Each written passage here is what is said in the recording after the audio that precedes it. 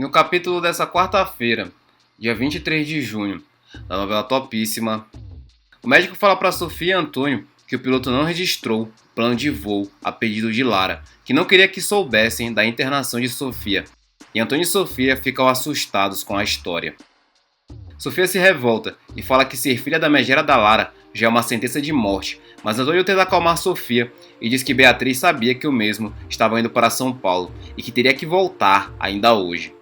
O médico fala para Antônio e Sofia que a queda deles foi muito rápida e que não deu tempo do piloto pedir socorro e que eles podem estar perdidos em qualquer lugar entre o Rio de Janeiro e São Paulo. Antônio diz a Sofia que se não sabe onde eles caíram, aí fica difícil as coisas. Sofia fala para Antônio que eles podem morrer antes do resgate. Antônio fala para Sofia que então pode levar muitos dias para serem encontrados e o médico diz que podem ser semanas para não ser tão pessimistas. Sofia reclama, dizendo que ela não veio para esse mundo para morrer, perdida numa floresta, e pergunta para Antônio onde está o celular dela. Antônio olha para o seu celular e diz que ele está destruído e joga no chão, dizendo que não serve para nada. Sofia, irritada, pergunta ao médico onde a bolsa dela está, já que ela estava amarrada numa camisa de força. Sofia vai até o helicóptero procurar a sua bolsa. Sofia volta com o celular, mas diz que o mesmo não está com sinal. O médico diz que então não dá para pedir ajuda. Antônio briga com Sofia e diz que ele sabia que ele estava indo para uma furada quando viu a mesma numa camisa de força. E Sofia rebate com ele, dizendo que agora a culpa é toda dela.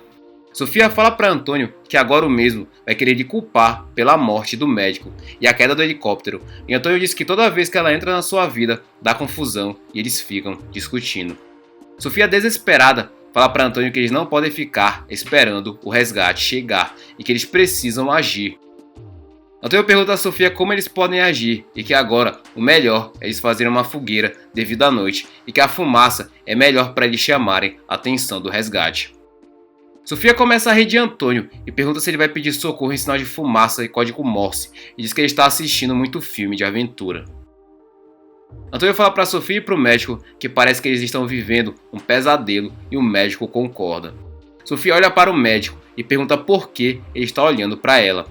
O médico fala para Antônio que Sofia, além de louca, é piromaníaca. Sofia fala para o médico que se o mesmo chama ela de louca, mais uma vez ele vai andar de tipóia nos dois barcos.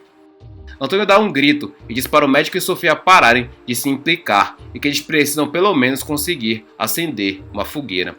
Sofia ironiza e diz que já vai anoitecer. Sofia tenta fazer a fogueira e fala para Antônio que não é tão frágil como ele pensa, mas acaba machucando sua cutícula e grita de dor reclamando. Sofia diz que sua cutícula está doendo demais. Antônio vai embora e fala para Sofia que cansou dos seus chiliques e o médico acompanha Antônio. Bruno se encontra com Edson, que o cumprimenta e fala que o mesmo lhe chamou e ele veio. Bruno fala para Edson que a coisa foi feia e que Pedro caprichou nele. Edson abaixa a cabeça e fala que eles o jogaram para escanteio e não querem que ele faça mais parte da organização. Bruno cruza os braços, desconfiado, e fala que sabe bem como é. Edson, com medo, pergunta para Bruno se ele vai matar. Bruno pergunta para Edson por que ele mataria.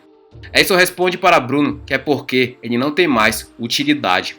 Bruno, furioso, pergunta para Edson se por acaso ele tem cara de assassino e pergunta para Edson se ele acha mesmo que ele sai matando por aí que ele incomoda, que nem os colegas dele da Vila do Azul. Edson, com medo, fala que não acha, mas nunca se sabe.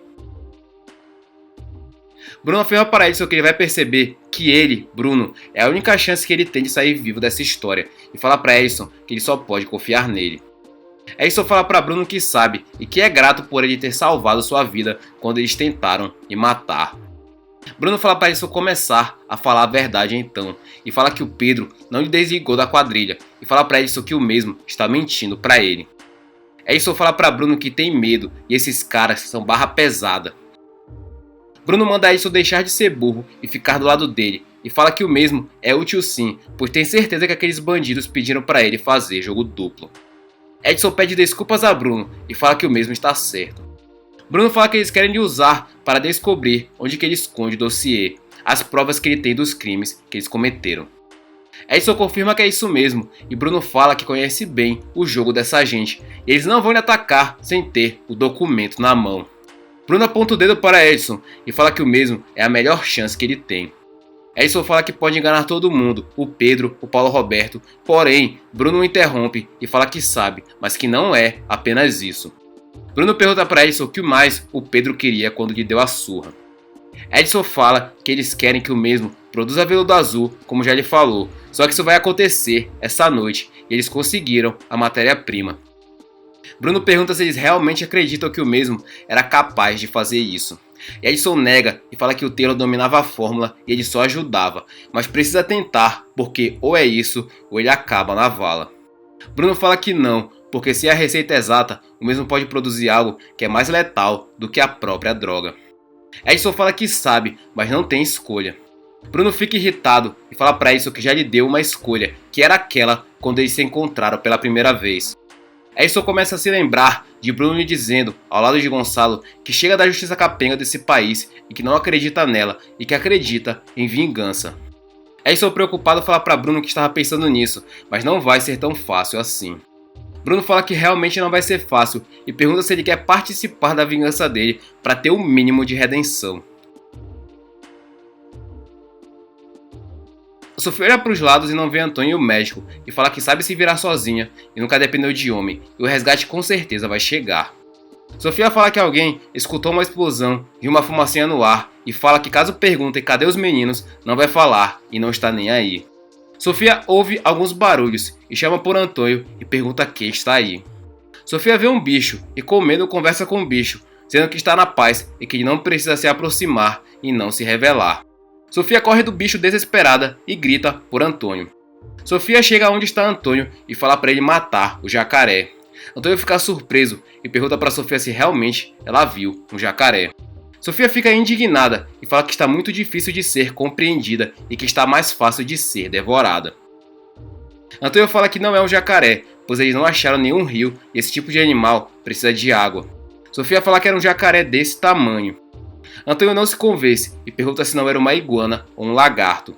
Sofia fala que era sim um jacaré, talvez adolescente ou pré-adolescente. Sofia liga o celular à noite para ficar se admirando e Antônio consegue fazer uma fogueira. Sofia fica muito feliz e fala que nunca pensou que fosse ficar tão feliz fazendo fogo. Antônio fala para Sofia que é nessas horas que as coisas simples da vida se tornam especiais. Paulo Roberto abre a porta para Bruno, que já vai entrando, e o reitor fala para Bruno que se ele veio lhe acusar de derrubar o helicóptero com Antônio e Sofia, pode dar meia volta, e não teve nada a ver com isso, e nem sabia que eles iam viajar. Bruno pensa e pergunta para o reitor se ele tem a ver com o incêndio no cantinho da laje. Bruno, furioso, fala que por causa dele, o Formiga está morto. Paulo Roberto fala que não conhece o Formiga, mas sente muito, e pergunta se é alguém próximo. Bruno fala que muito. Paulo Roberto se faz de desentendido e pergunta se já sabem quem causou o acidente. Bruno fala furioso que sabe que foi ele e chama o reitor de cínico e safado. Paulo Roberto ri e pergunta para Bruno se tudo que aconteceu de ruim agora é culpa dele e fala que ama o filho dele e pergunta para Bruno se ele realmente acha que ele, Paulo Roberto, mandaria incendiar aquele pardieiro com seu filho Rafael trabalhando lá. Bruno fala que se o incêndio tivesse rolado de dia, até poderia ter acreditado, porém o Rafael não trabalhava lá à noite e foi justamente quando tudo aconteceu. Paulo Roberto fala para Bruno que já falou que não foi ele e dá sua palavra. Bruno, irritado, fala para Paulo Roberto que a palavra dele vale tanto quanto uma nota de R$3. Não existe, não vale nada. Paulo Roberto pergunta para Bruno se já que ele não acredita nele, por que então veio aqui para lhe perguntar isso.